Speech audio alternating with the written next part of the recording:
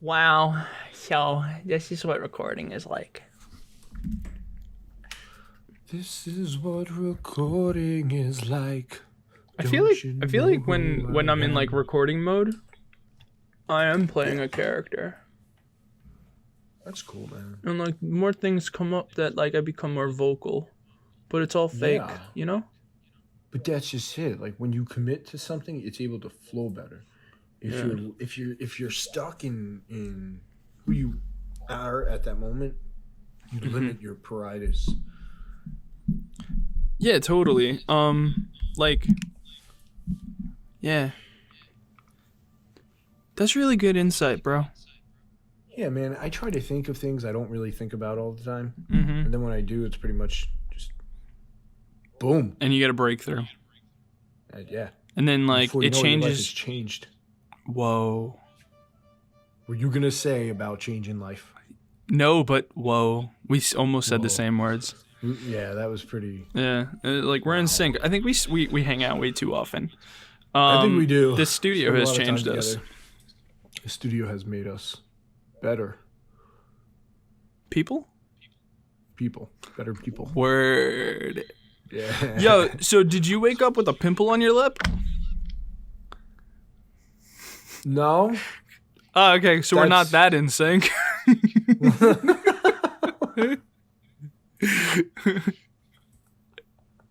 I say pimple on the lip. That sounds actually bad. Like some kind of like. Yeah, you don't want a pimple on your lip, but like like right, on your cheek area, like one of those like a hair stubble, ingrown hair things. Yeah, one of these like right at the. Yeah, like right underneath, there. like, It's just I so got you. fucking painful and just Gotta, like completely tease it out, noticeable. Yeah, I mean it's not ready. No, I have before. Like I know what you're talking about, Mm-hmm. but when you asked me directly just now, you caught me off guard a little bit. It's okay. Like, what the fuck are you talking about? I have what? No. Because like you can see my face, I can't see my face, so now I'm all like paranoid, and, like, trying to I mean, look like- for a glass or a mirror. Yeah, you would know though. You would feel it. It fucking hurts. But you ever notice that like sometimes you don't notice until like randomly you're just like, whoa, I have this like already huge red pimple, and it's like it didn't just turn red. So Right. like, how have you just noticed it now? How did It's it been get for a while, there? So I thought it was like that. Like, Yeah, it, thanks for like- bringing it to my attention. Now it'll bother me the rest of the day. Just like there's nothing there, but you're gonna be like, oh my god, there's got to be something here. What is this? It, Then like, you it get a literally scissor, just you're came trying to out like cut part of your lip off. I'm sorry, what? With a What? scissor? You don't like try to cut the pimple. No, I usually just squeeze it. Yeah, sometimes, but if it stays red, then you just cut the tip off, and apparently dermatologists recommend that. Broadcasting you live. Awesome information. Don't always any medical advice you hear on this podcast or anything. Please don't take it to heart, as we are not medical professionals. Please always just cross-reference with medical professionals. Yes. We are We are not reliable professionals for- in the yeah, medical we're not. field. in no way are we medical professionals. This is a disclaimer. We are not licensed professionals when it comes to medical. We do not have a medical license. We do not have documentation of any kind suiting us for medical things. So, Ignore Anthony. yeah, ignore anything we say. Yeah. Well, Joe, too, he might randomly tell you how to do back surgery. Don't listen to him. By the way, dude, do you want to do surgery on my back? No. I could really Sounds like you need a chiropractor for that. A licensed I need medical something- professional. a license, which we don't have here. No, not here. I have a back massager. That thing is heated and rotates, and it'll sit on your neck. You can put it on your neck. You can put it on your lower back. You can put it on your ass. I mean, like you can go anywhere with it. You can pull it onto your side, and just the harder you pull it against your body, the more intense the massage is. That sounds like a dream. Oh, it I need is. I really could use that right now. Dude, I had like a kink in my neck, and I just like I threw this thing on. And it was just it got so hot and just fucking Like butter. just I rubbed that fucking melted the kink knots out of my neck. And then I had a Oh. headache for the rest of the night until I went to sleep. Actually, I woke up with it. So, not sure if it was 100% effective. But here we are, okay? I'm fine. You know? And if you wake up conscious, I say it's a pretty good day. Yeah, hey, if you wake up at all, it's a good day.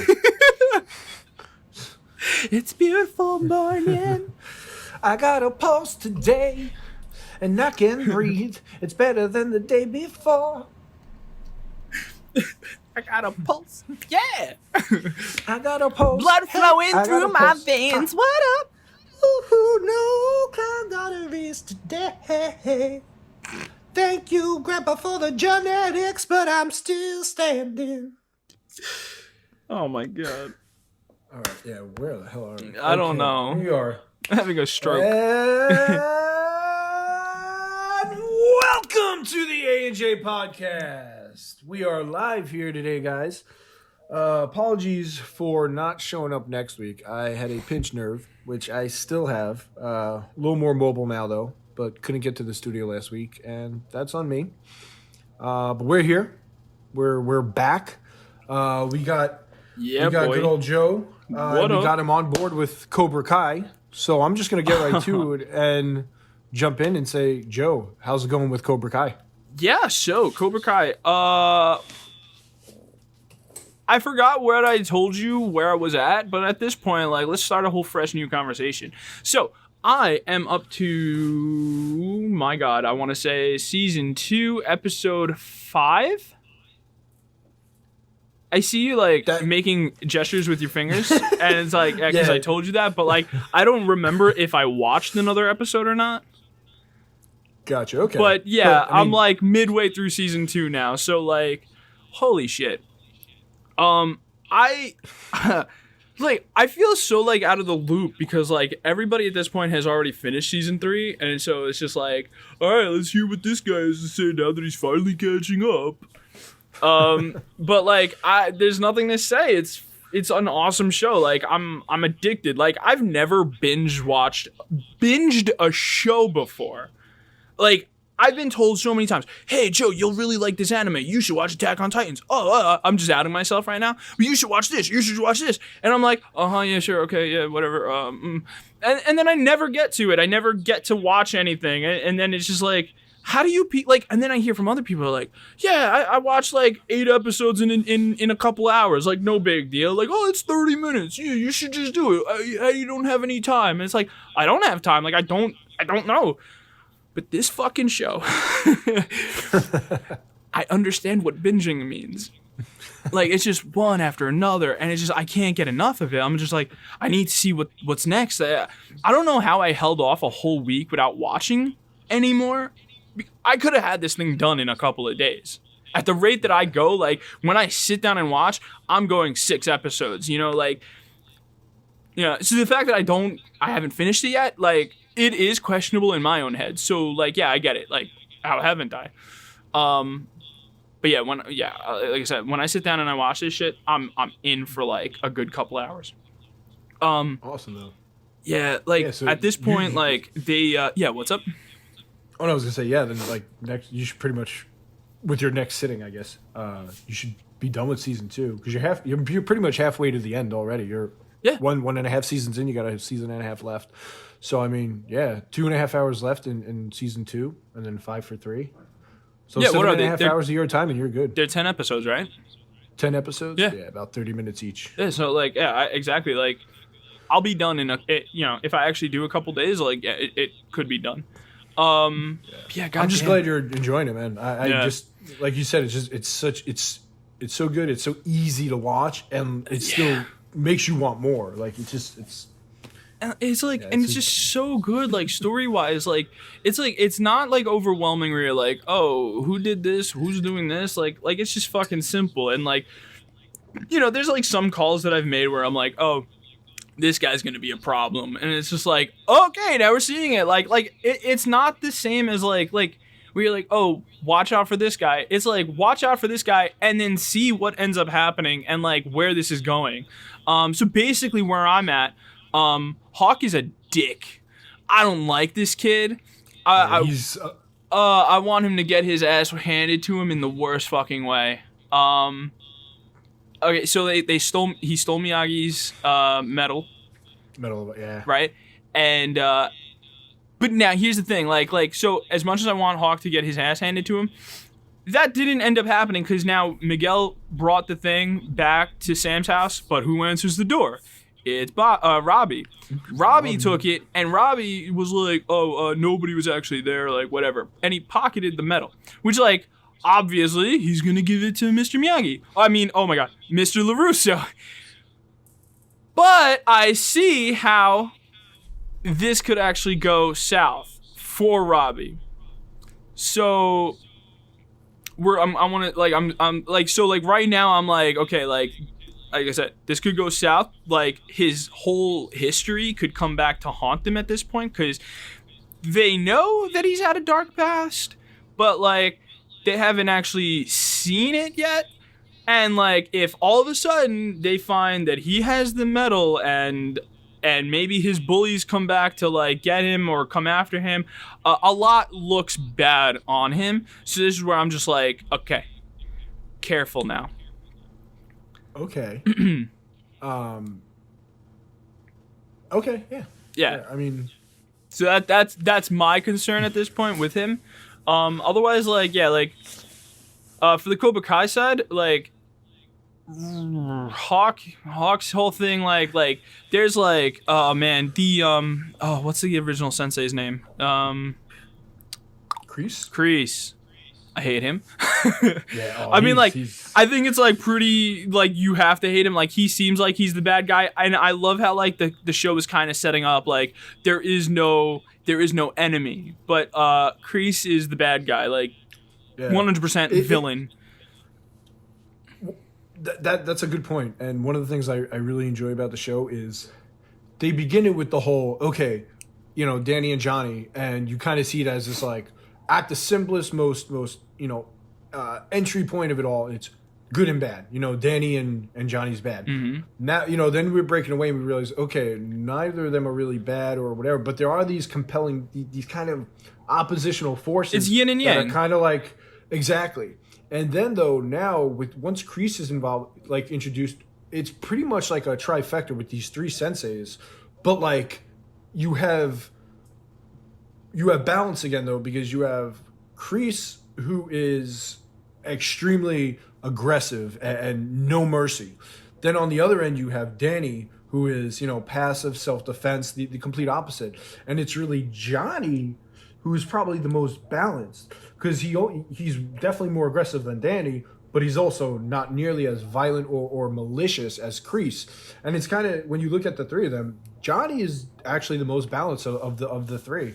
And he's kind of in the middle, but it's like this, he's this perfect force of both, you know? Like, maybe that's why he's like the most enjoyable character in the show. I mean, he is the main character, I would say, right? Like, for me, that's why he is, because right, like you root for him because he's a good guy, mm-hmm. but you also, he's gonna say something insulting, something funny or stupid, but not because he's malicious, because he's socially ignorant in some ways, you know? That's why he says some of these politically incorrect things, and, you know, because, again, he's this guy from the 80s who just hasn't really adjusted to the socially political acceptable norms of today. Right. And he's like your neutral hero. He's the protagonist, but, like, he's also more like, you know, in the middle, like, down the line. Like if you were, I don't know, like, if you were to play, like, D&D, or even if you were to have, like, a comic book, like, Johnny is, like, that main good guy that, like, has a bit of a darkness to him, but, like,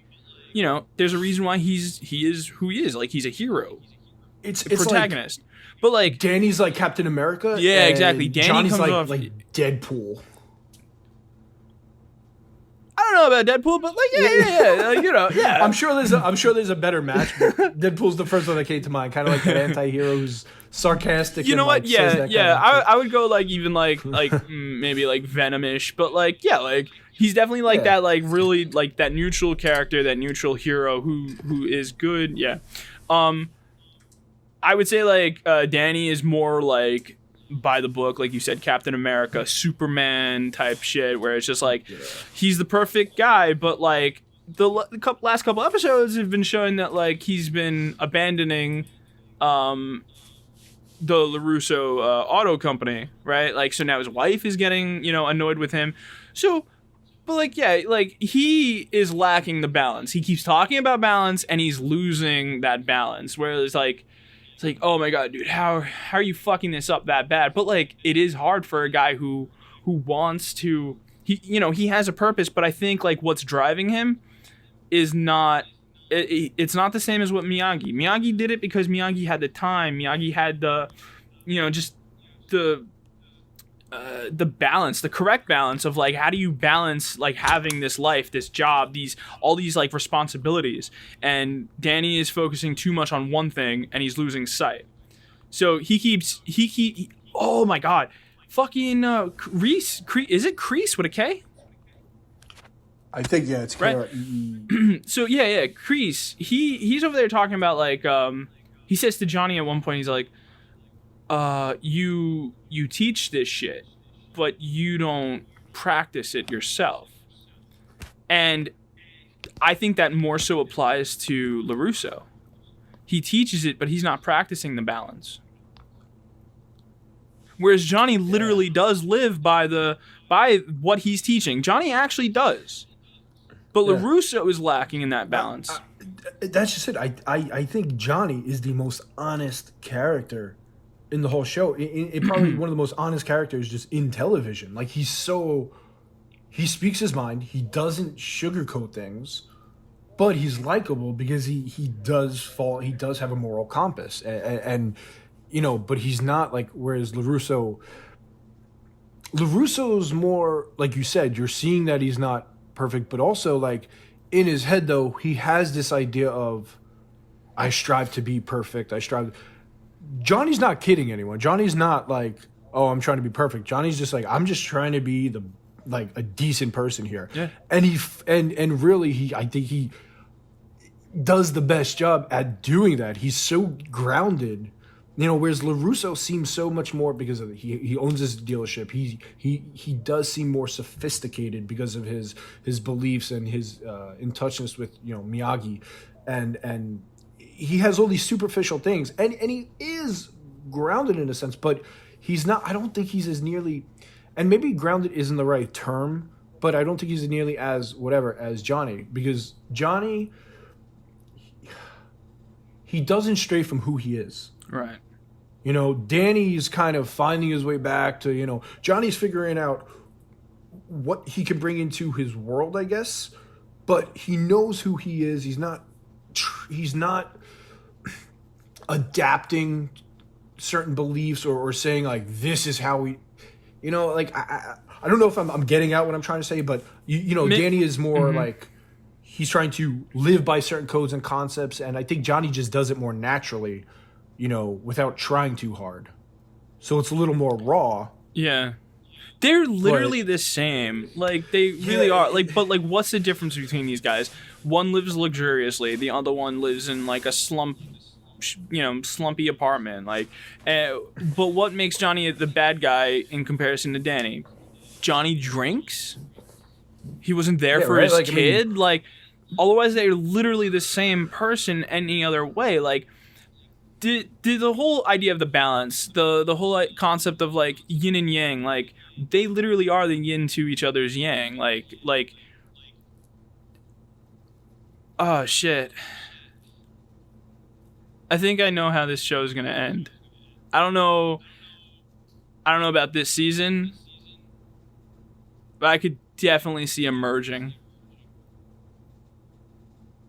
of beliefs of some sort, Or like Danny can't Danny can't maintain the mentoring, the teaching, but Johnny can.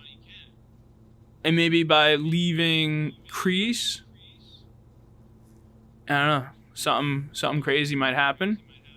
And like all the kids are friends, so like one single entity, but like maybe Kreese has his own maybe Kreese takes like the Cobra Kai thing way to another level. Like maybe, I don't know, like comic book villain type shit where like Kreese creates like ultra Cobra Kai karate, and it's like this deadly martial arts type shit, and like Dan and Johnny just like figure out how to like make their differences or like, I don't know, something like that.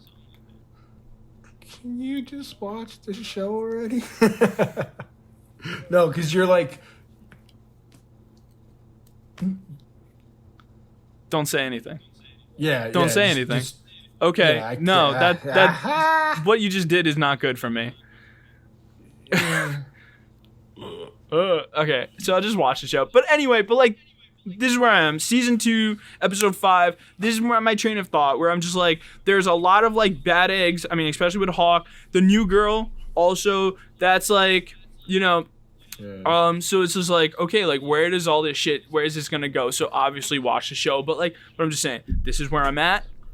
This is my train of thought moving into the next couple episodes. Okay. No, and that.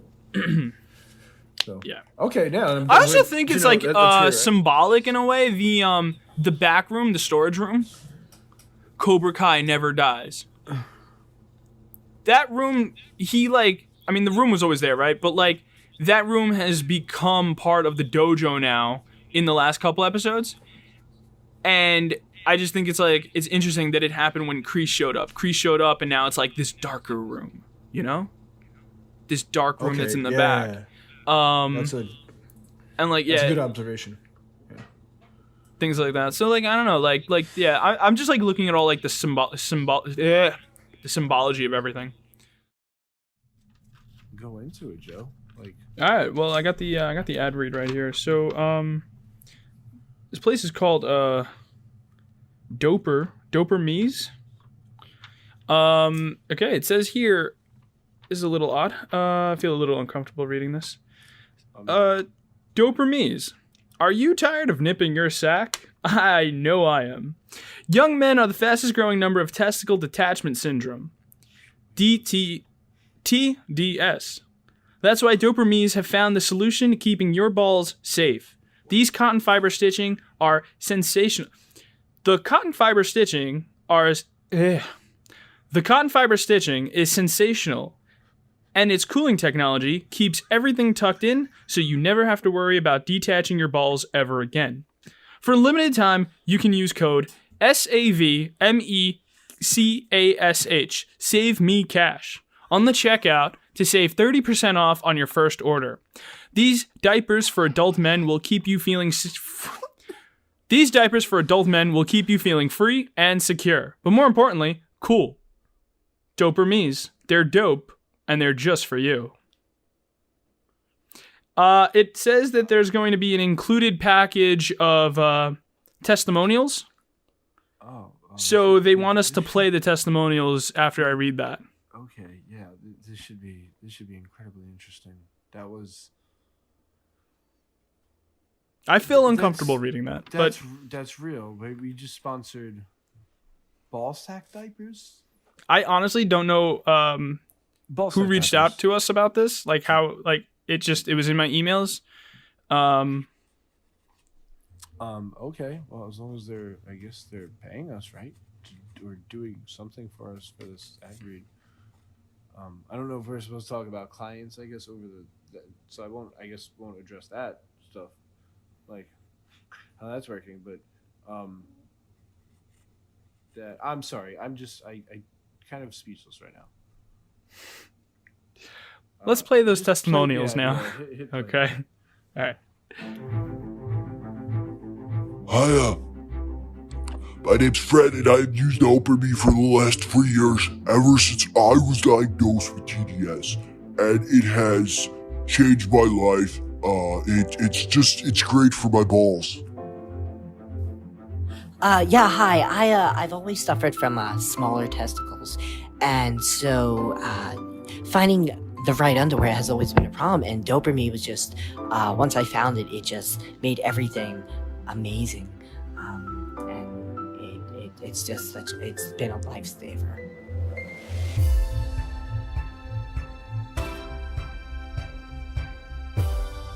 Hi, my name's Phil, and Dopamine saved my life.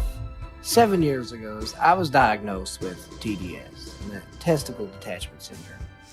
It rained hell on my life, and my wife's life, and my kids' lives, and I lost my job. I lost damn near everything I had. 4 years later, I found dopamine, and my life has changed immensely. Thanks to dopamine, I don't suffer from severe TDS anymore. My balls feel great, they feel secure, and they feel fresh at the end of every night after a hard day's work.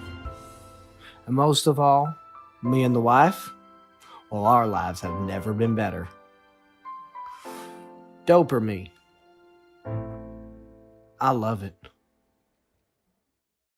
And we're back. That was a fantastic advertisement from our boys at Doperme's.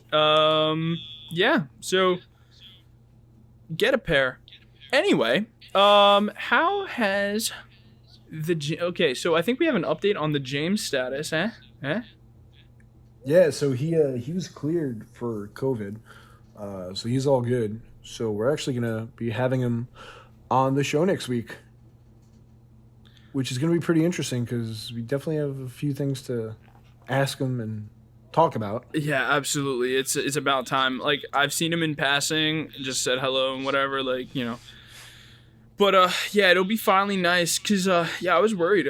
He had said, he was like, you know, we can't talk because we got to, you know, I want to make sure with the COVID shit, you know, got to follow the rules, as he said it. So I'm glad he's aware of the logistics of all that. But yeah, so we're just gonna... He agreed to finally, like, actually come in the office, so we'll get him to sit down and actually have a little conversation with him. Yeah, it was surprisingly easy to get him to, like, come in the studio and come on the show. So, yeah, hopefully... You would think he'd be a busy guy, but I think he just chills out, just comes... I think he just shows his face, you know? Yeah, it's like appearances. He just shows up and then... for like long periods of time, and then he leaves. He's like that uncle that shows up at the holiday party, says his hellos, eats the food, and gets out. I hate... Oh, my God. I have that uncle. Good to see you. All right, Merry Christmas. I'll see y'all later. Everyone's like, oh, you know, that's your uncle. He just loves to eat his food and leave. They didn't even take his hat off. Like 2 hours later, and you're like, hey, what's up? Oh, no, your Uncle Tony just left, and fucking he goes house hopping on the whole family, eating everybody's food. And then you hear from his wife, and it's like, hey, have you seen my husband? And you're like, yeah, he was just here.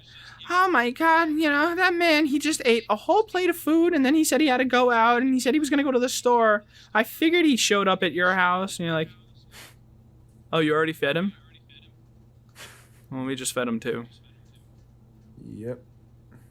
And then you just, by logic, you're just like, I think he's gonna go to the other house now, and he's gonna go eat some more dinner there. And then you set a trap and you put X-Lax in that food. He comes in storming, gobbles it down, and then the next house he's shitting his pants. Like my dog 2 weeks ago. Speaking of, no, Mookie's been doing great. Mookie's been chipper. Good. Took her for a walk yesterday. She started chasing a chipmunk. And, yeah, she's like the little chipmunk ran into like this little hole into like it's kind of like this little. We were in the park and it was like the restrooms or whatever. So the chipmunk just runs away, goes into this little brick wall, and Mookie's just like clawing at it, trying to dig up the hole. I mean, she was there for like 10 minutes. Yeah, I was like, Mookie, come on, like, what are you doing? You trying to dig to China? Yeah, she was. You ain't gonna get that gopher. Yeah. Meanwhile, the gopher's probably like 100 yards away, coming out of a different hole. Just like, fuck you, dog. Yeah, the thing is, like, but if she turned around and saw the chipmunk, I bet the chipmunk would scare the shit out of her. She's like little Napoleon dog, you know. She's like this tight little. Right. Then again, I don't know. I mean, she might hold her own against like some big like, I don't know. She'd probably be scared of a chipmunk, but like go up against a bear and just be like. Right. And that bear will be like, okay, fuck, I'm messing with the wrong bitch over here. Yeah, I don't want to mess with this Maltese. Yeah. I just wanted some honey, man. Mookie. What? Was that Mookie's voice? It's like Sounds like a 1940s gangster. I'm Mookie. I'm Loki. I thought Here to do the job. I thought you were gonna make it a Pokemon. It's like they just say their name. Mookie. Mookie. Mookie. It sounds like barking, but it's Mookie. I don't even know my name. Wouldn't you just say Maltese? If it was a Pokemon, Maltese. Mookie Maltese. Mookie Maltese. Mookie Maltese. The gangsta from are they American dogs? We don't need to talk about the logistics of like unless where they're this- from Maltese. I mean, I know Maltese is a country, Maltese so I from don't know if Maltese. there's a Mookie Maltese from Brooklyn. Born and raised, son. You don't know my grandparents. They were all we came over the boat and we've been living in Brooklyn generations after generations. I'm as native as anyone else. I'm as native as the next guy. Literally the next guy who was born after the first guy who came over from the boat. Yeah. Yeah.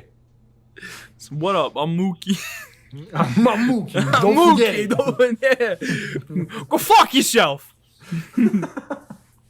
Like, okay, don't fuck with that dog. Yeah. So anyway, yeah, that's my little Maltese Mookie. She's a New York gangster from the 40s, and she'll get you. She'll get you, Johnny. She'll get you. Oh We gotta have man. her on the show. Just have her bark. Voiced by Al Pacino. It's Mookie. Say hello. Say it again. Ooh-ah. Anyway, have you so we got my update on Cobra Kai, but the hot new show, and have you been watching WandaVision? I don't know why I said that. WandaVision. Yes. Like that. Yes, I have. WandaVision. WandaVision. Like E.T. WandaVision. Oh, how fitting, actually. A little bit. A little bit. Oh yeah. A little bit. Yeah, a little bit. Last week was the first episode. Obviously we didn't get to talk about that, but yeah. So what are you thinking about the show? Because like, oh my god. So far, I'm loving it. I think just purely from the aesthetic standpoint, I love what they've done. It is so fresh. It is so just different. I mean, take a show like this. That's you know, the Avengers universe, the most modern day cinematic, big budget Hollywood, just everything you could imagine in this story, as big as it gets in Hollywood, and somehow write a compelling, relatable, and fresh, and still very interesting show in the format of your. I mean, personally, I love the shows from the 50s. I love Lucy, like I enjoy Yeah. that, but still managed to write something with all that Avengers, Marvel, the MCU, in a show that's from the 50s and progress through the television decades, while still telling a story that is layered with Easter eggs and all this deep kind of just narrative that relates to the MCU is just it's great. It's amazing what they're doing and how successful they're doing it. Yeah. I mean, like, that's one of the big things I really like about the Marvel movies is that, like, they don't just, like, it's a superhero movie. There's people with crazy superpowers, but, like, it's also such a versatile, like, type of medium, like, it's like, fucking Ant-Man was, like, a heist movie, like, it's these guys who are putting a heist together to rob something, but they have superpowers, like, Infinity War or Endgame was a time travel movie, like all these different like things that like they're able to do with superhero characters. And I think that's like one of the greatest things about Marvel is just like how, like I said, how versatile it is. And now you're taking Wanda and the Vision, who are like basically gods as far as superheroes go, and you just put them in this scenario where it's a TV show. It's an actual TV show, and there's so much mystery of like what the hell is going on. And like you said, you're like, I have to see more. Like I have to, like, I need to know what's going on. I mean, first of all, like when I was saying before, like about binging a show, like I would binge WandaVision just because like it's all tied into the MCU, right? Like I've watched all the movies at this point, so like of course I'm gonna need to watch this. But like on its own though, it's just so good. And like I don't know if you need to be a fan of like comics and stuff. Like I don't know if like a casual person could watch this. But like I feel like they would enjoy it just from like the nostalgia alone of like these 50s era stuff. That's what I agree. I think it has such like such aesthetic value, and just I mean even just on a passive enjoyment level, you know, even if you're not catching all the Easter eggs and all the things to the MCU, it still captures that I Love Lucy feel. Yeah. You know, which, like you said, these characters are basically gods, which is, again, one of those things that I think is such a challenge, and they've managed to do so well. Take two gods and put them in a show like I Love Lucy, and make it real. Make it so that, you know, they're not like modern day gods, but they are living in this universe you've created. And just yeah, and it's like they're like compelled on their own as characters. They're like, you know, they don't want to reveal their powers. They're trying to hide, so they're trying to. It's like, you know, God's trying to live amongst humans, and you know, just trying to have a normal life. But clearly, there's some ulterior, something in the shadows that is like, you know, obviously Something going to more make something happen. sinister, perhaps. Oh, definitely There are sinister. those horror, you know, those Hitchcockian horror aspects. Oh yeah, yeah. You know, just That's the thing. jarring, Like it's pulling out of like all these like, you know, the black and white era of movie where they can make things like uneasy just from the way the camera moves and stuff. How there's simple things it you could is. do back then that you couldn't do now. Like, you know, like maybe a real like jarring close up with like a dun dun dun. Like you do it today, it would stand out in modern film, and it would seem cheesy. But in the 50s, something like that worked. Something like that is what you would expect. So you can do these different styles of directing and cinematography that would only work back then and not necessarily today. You know. Yeah, and it definitely like even like right off the bat with the first episode, like where you had the woman when they were eating dinner in Wanda's Debbie house. Jo. Right, and they're over there like the husband is choking, and then they have like that slow close up to her face as she's like screaming, "Stop it! Stop it! Stop it! Stop it! And you're Stop like, it! what the fuck is going on right now? Like it's crazy, it's creepy, and you have to know what the hell's going on. Like you're compelled to watch more.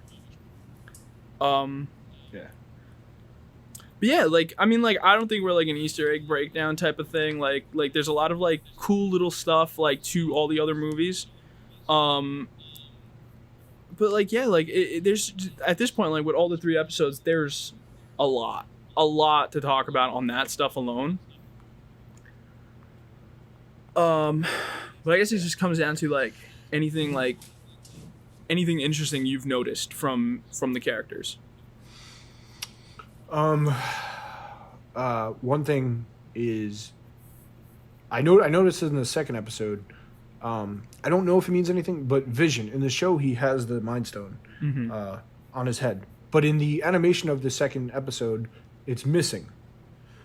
So I don't know. That's just something that I caught. That like, I wonder if it means something, because why wouldn't they animate him with the stone the same way he is in the show?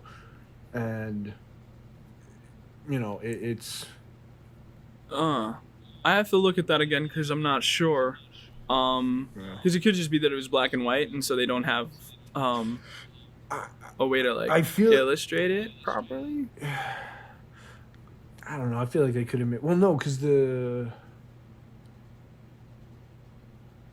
I'd have to go back and rewatch, but that is something that. At least to this point in time, I believe he didn't have it in the animation, and he has it in the show. Okay, you're gonna put your foot down on this. It's not there. It's not there. And yep, it's there. No, I'll look into that later. Yeah. How about like I guess like maybe like stuff from the third episode, the new one.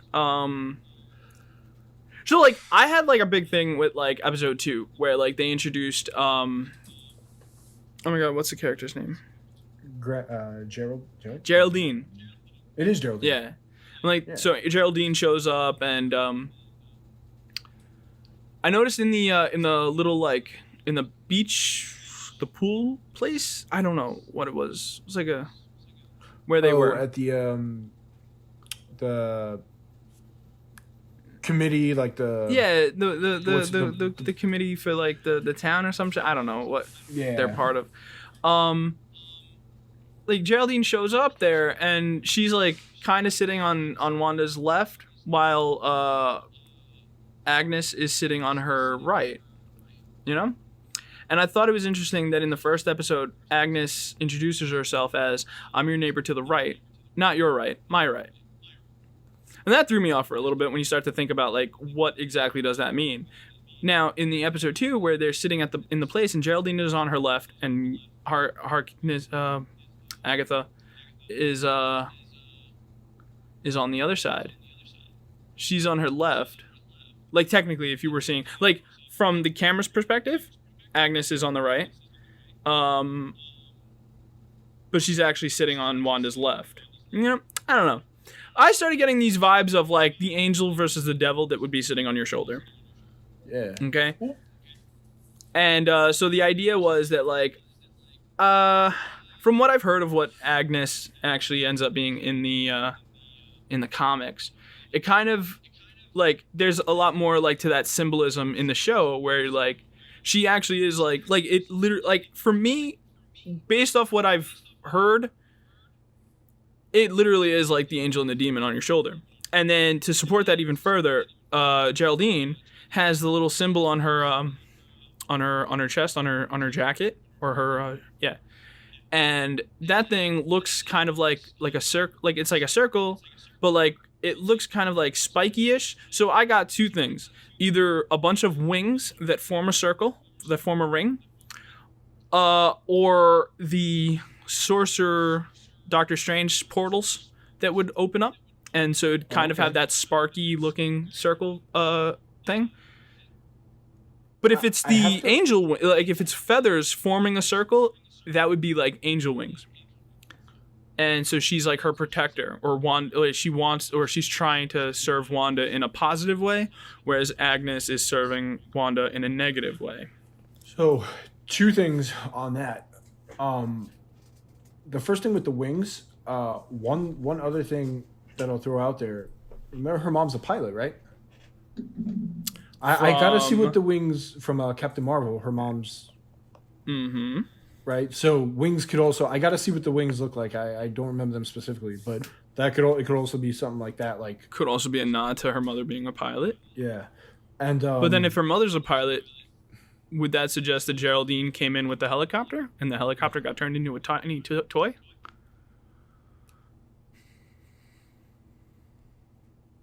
She came in after the helicopter. I'm saying that.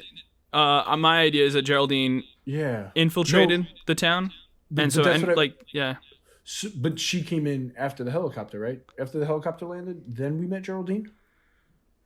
So, or did we meet her first? The helicopter was a toy in the bushes. Yeah, that's the first thing Wanda notices, and then at the committee, then you meet Geraldine. So if you put two and two together, it's implied that maybe Geraldine came in she was flying the helicopter to get in. That's right. The helicopter was the first episode. The end of the first episode, right? The second episode. It was the helicopter. The toy is in the second episode, right in the beginning. But I was telling you that to look out for the booms. The booms. So when the boom, that's when she would enter. Yeah, that would make a lot of sense. Because I'm just really remembering now. Like, she's a pilot too, just like her mom. That's what the wings are, and she came in with the helicopter. And things when they come into her world are like made into something that fits into the world. So the helicopter was turned into a toy, whereas Geraldine was turned into like one of her friendly neighbors. So the other thing is that things change though, because based on what happens in the third episode, it seems like they don't know who they are, or like Geraldine was playing a part in either deceiving Wanda, or their memories they don't have their memories until something triggers their memories to return to them. That's kind of what that was the second point I want to make. How what's her name? Catherine Hahn and the other neighbor were kind of like making Wanda think that Geraldine was deceiving her. Like, you know, they were kind of being very mysterious about her, which could work with your idea that, you know, one's the angel, one's the devil, kind of like giving us the sleight of hand, or not so much sleight of hand, but like making us think Geraldine, of course, is someone to be feared, whereas she's actually the good and Catherine's the one. You know, we think Catherine's looking out for Wanda, but really she's just trying to manipulate her. I definitely think Catherine Hahn's character is not good, and is definitely like one of the bad guys, or playing the part for a bigger bad guy. Gotcha. And Geraldine is good. And she then, works for Sword. Yeah. Which is a subsidiary of S.H.I.E.L.D., I would assume. Yeah. Sword and the Shield. Yeah. What was it? Oh, fuck. Geraldine. Oh, I believe there were two moments that I can recall, at least one in the third episode, where Wanda's talking to Vision and there's dialogue, and I guess the dialogue is very real and kind of cracking through, and so Wanda has it rewind and then plays out the way she wants it to play out. Right. So I know there was one other time at least that they did that. I think it was in the first episode. I'm not sure, but I kind of want to go back and see what that was and look at the context of these moments that she's rewriting. And I think it was the second episode she rewinds it, because the second episode ends with the guy in the bee suit. He comes out of the sewage, and she turns around and she goes, no, and then rewind. Yeah, that's what happens. And then the color starts to fade in. So I think it's like Wanda's mind is starting to break. So when things are happening that are not of the world that she's created, her mind becomes more susceptible to color and moves into a newer generation, I guess. I'm not really sure how that's happening, but like it's like she's unconscious to the fact that like she's in a different world, or it's all coming to me right now, because I think you're absolutely right. I think that's just like, obviously in the first episode they don't know why they're there, they don't know the date, they don't know, and perhaps, you know, the one day on the calendar is that day that they're there. Now that literally could be the start. The date represents the start of that universe, and then building on what you just said about them not knowing why they're there is, as these little things seep through, her knowledge, like think of the tree of knowledge, you know, Pandora's box starts to open. So as reality breaks into this universe she's created, it starts to course correct things or crash correct, and that's where the color comes from. So these abnormalities, like Geraldine entering, is in color. The helicopter is in color. These other things happening. I know at the end, when Vision, I forget, but when Vision, you see Vision in color, right? And is it after? It's after the rewind. Exactly. After she sees after reality breaks through again, there's more color.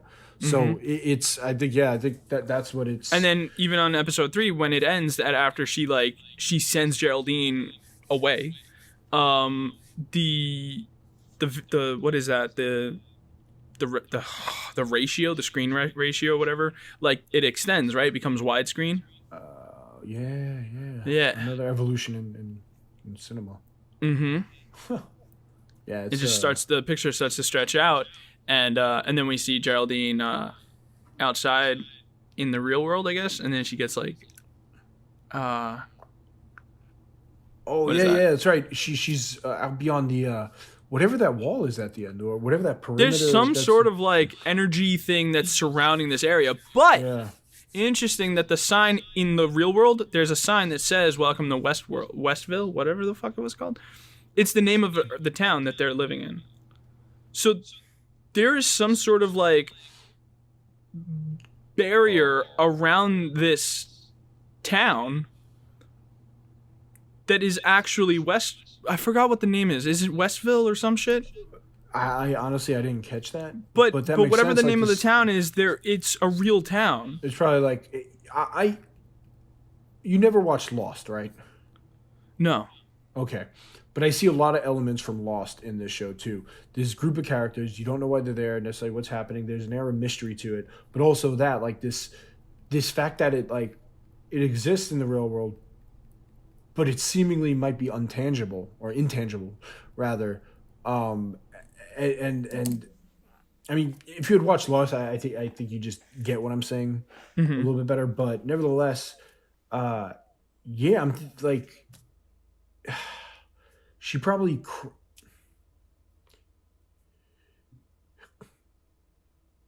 I just like now it's all because I didn't realize that it was that perimeter at the end, that whatever that is probably just real life or modern day, whatever, that town. And so like yeah, they probably can't get in unless that's a force or something that Wanda built. Maybe it's a giant like force field that she's built, and they're But if trying Wanda to get built it, then how would she? Then she would know that she was inside of the in a different reality. Unless she doesn't, unless she's like in a coma, and in her coma built this force field around her, and as long as she's unconscious, this thing exists. So while things are coming into this bubble or trying to get into this bubble, it's this bubble represents this world she's created now in her mind. So if it breaks into her force field somehow, it's also in her mind, and these characters become. Now, I don't know the science of her force fields or anything like that, but I feel like that might be somewhere along the way of like what it represents, like this perimeter or whatever that Geraldine got tossed out of. She got tossed out of Wanda's mind. I'm thinking that this thing is a physical field or thing that she built. Or has created like her own private bubble with her own universe that exists, and I don't know. I mean, that's yeah, it's all like, you got to watch more episodes to see what the hell is happening. But like, it's super interesting. But I also of note is that the doctor who helps her actually says something about like how they're leaving for vacation. Yeah. And then at the end of the episode, after he helps Wanda and Vision, he actually comments and he goes, "Oh, we're not going to go on. We're not going to actually leave because small towns so hard to escape." I don't think I caught that. Yeah, he says that, and that's where Vision is like, "What? What do you mean?" Like he's confused, and that's when Vision, I think, looks over. He sees Agnes and forgot the guy's name, but I think in this episode, Herb, and Herb and Agnes are talking about like you really can't hear it, but like if you listen closely, you can kind of hear her say a name, but like I didn't really catch anything. Nothing's sticking out in my mind, but like it is kind of audible. But like they're clearly talking about well, they're not actually very specific afterwards, but like so they actually Vision is like, what the hell what are they doing over here? And so they make a comment about like, oh, is Geraldine inside with Wanda? It's like, yeah, obviously, she is. And then they start to imply like, oh, Geraldine's not from here, whatever. And that's where it gets fucking creepy again, And it's like what's the problem with Geraldine? And it's like, well, she's not from here. There's no house, and whatever. And I think he asked the question like, why? And I think Herb is the one who starts to say something like, it's because, and he doesn't get anything out, but it's like, it's because it's because, and then fucking Agnes turns around and says the same shit that Kitty said in the first episode. Stop it. Oh yeah. And then so like she shuts him up from saying anything. That's the question that like everybody's got to have about that. It's like, what the fuck was he about to say? And it's like, because they're in a pocket reality? Yeah. But does he know that though? Like what's up? Because everyone in there is somebody that Wanda's created in her mind, or maybe exists in that bubble. And Geraldine was trying to get into that physical bubble, which is also gets into Wanda's mind. So that would make... So now, if the idea that you were saying is that Wanda made this bubble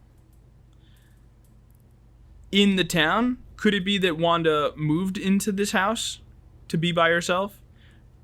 Had a unconscious blast of her mind powers and created a pocket reality around the town, and so now everybody that's caught inside in that town is now a character in her world, and they can't leave, but also it's not easy for people to get in. I think that's... Unless you're a sword agent. But now, if the people that are inside were already living in that town, right? So now they're all, as Vision says in the episode 3, he says, William Shakespeare, he quotes William Shakespeare, and then he says, we're all players playing different roles. Something like that? Yeah. So, like, they're all stuck in her mind. Now, if there's a bad guy, who I have said is probably Agnes, right? Could it be that Agnes was already living in the town, and then it just so happened that Wanda created this pocket reality around her, and she's like, hey, I'm a bad guy. I can fuck around with Wanda. And so she's trying to take charge of Wanda's mind. That could be it. Yeah, there's... Because I bet you that's probably what's actually happening. It's not that who's doing this. It's probably nobody did this. It's probably just Wanda mourning the fact that her husband is dead and she's going to live by herself and she's a widow, for lack of a better word, right? And so she creates this little pocket, and she's just living out her fantasy. But her powers are so strong that nobody can actually do anything unless they infiltrate, which is probably what Geraldine was trying to do. Infiltrate to free her from her own power and wake her up, get her out. But there's a bad guy that exists or was living in the town, Agnes, and is trying to do something, maybe take advantage of the fact that Wanda has done what Wanda has done. Yeah, there's very interesting. Yeah, there's... Well, that's my theory. And that there's so much there, and yet so much unknown that, I mean, there really is a lot of different things we could. But yeah, I think it's definitely something with that bubble or whatever that, because it looked like a whole bunch of guards and stuff out, and like they were surrounding this thing that like. I'm guessing is impenetrable. Right, and I wouldn't doubt that, like, whatever, like, these guards and shit, like, if you found a fucking barrier thing that just appeared outside of a town, like, you would go to investigate, and especially if you're, like, S.H.I.E.L.D. or SWORD or whatever, Hydra, you would want to know what the fuck's going on, who's inside, what's going on here, and so, like, it could be any organization at this point that's been in any of these movies trying to figure this out. Yeah. But who would probably get away with it? It would probably be S.H.I.E.L.D. or SWORD. Yeah. Hydra, I think, is long gone at this point. I don't know. Hydra wouldn't be getting away with something like that out in the open public like that. Probably not, but we have seen 2 Hydra commercials. Yes. So, I mean, that's something interesting to... Yeah, that's the other thing. Yeah, Stark Industries commercial.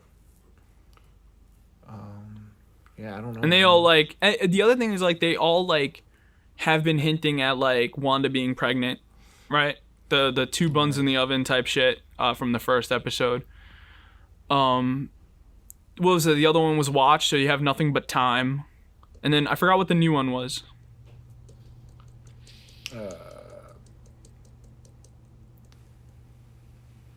Yeah, I don't. It was the I don't toaster in the remember. first one too. Would you say? Yeah, that? the toaster was the buns in the oven. Yeah. In this last one, it was the Hydra something, right? It was like a. Oh, it was a soap. It was a hydration soap type thing, but yeah, it was Hydra soap. I don't know if that has anything to do with anything.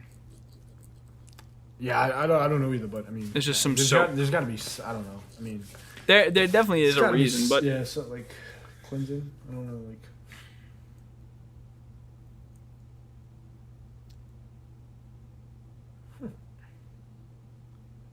yeah, it's all interesting. Yeah, I thought it was interesting also, like, so the second episode, they kept on chanting for the children, for the children. What children? There's no children. But now there's children, Oh yeah, that's right. right? I think they were the foretelling that everything we do is for the children, and then she was pregnant at the end. So could it be that they were chanting something like an Inception type thing to make her create children? It's all for the children. The whole universe is created for the children, so that they could grow up with their dad.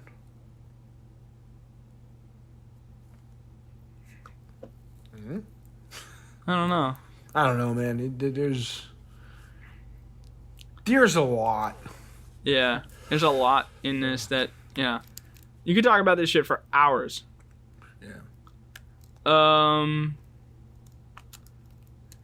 But yeah, I think we'll leave it at that, and obviously, like, we'll wait. Friday's episode will be quite a thing, I bet. I hope. Yeah. Everything so far has been a fucking banger, so I'm in. I want to see where all this goes. I'm excited for how it will end, and you know, we do know that all of this stuff is leading into Doctor Strange 2. It's going to, if there's Doctor Strange 2 is multiverse, there's also the multiverse with Spider-Man, so like there's a lot that can happen, and this is going to have a lot of consequences for the MCU moving forward. Now that she has her babies, you know, those two are, you know, they have history in the comics, and if you look those up, that's an interesting one that could possibly reveal quite a bit of where this show's headed. Billy and Tommy. No, it's Billy. Oh, Billy. okay, fine, Tommy. Billy and Tommy. Or yeah.